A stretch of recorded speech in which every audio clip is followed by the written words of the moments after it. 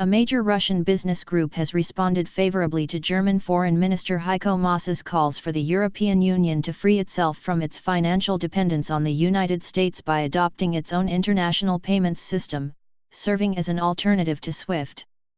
Alexander Shokin, president of the Russian Union of Industrialists and Entrepreneurs, a major lobbying group promoting the interests of Russian businesses, both state and private, has expressed support for Russia joining new financial telecommunications networks established by either the European Union or China.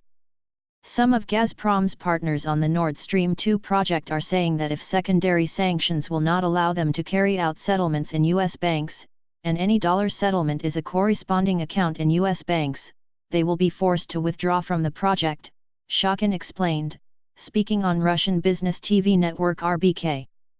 Europe has not yet found a way, as seen with the example of Iran, to circumvent these secondary sanctions. If Europe does find a way, if they create a payment system like SWIFT, but based on the euro, we will need to join them. Perhaps the Chinese will help us create something similar based on the yuan, he added. Stressing that there was no ready-made recipe on how to deal with the secondary sanctions issue, the business official emphasized that while Russia should hope for the best, it should proceed from the worst on the matter.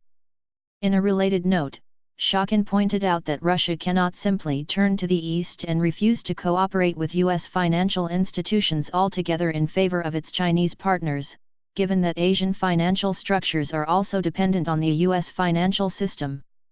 As far as secondary sanctions are concerned, large Chinese banks and other banks from the ASEAN countries will be cautious. As transnational structures, they will be sure to weigh both the situation in the U.S. market and contracts in dollars to see how they respond. Therefore, simply turning to the East and saying we don't need the Americans now, we can replace them with the Chinese, the Koreans, the Japanese, the Filipinos, the Vietnamese, this is not possible. Last week, in an address to German diplomatic workers, Foreign Minister Heiko Maas confirmed that the EU was working on an alternative to SWIFT as part of its efforts to save the Iran nuclear deal.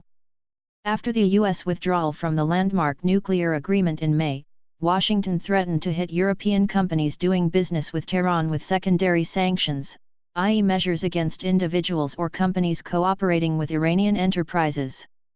The US has made similar threats against energy concerns partnered with Russia on the Nord Stream 2 project, a 1,200 km pipeline set to run from Russia through the Baltic Sea to a hub in Germany.